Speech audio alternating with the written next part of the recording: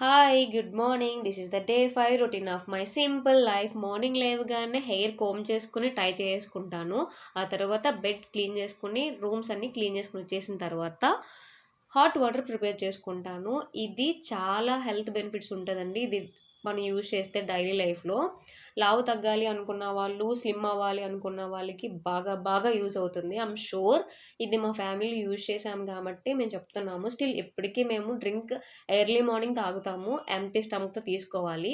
ఇట్లా ఒక 2, 3 మంత్స్ మీరు చేస్తే రిజల్ట్ అనేది కంపల్సరీగా మీరు చూస్తారు.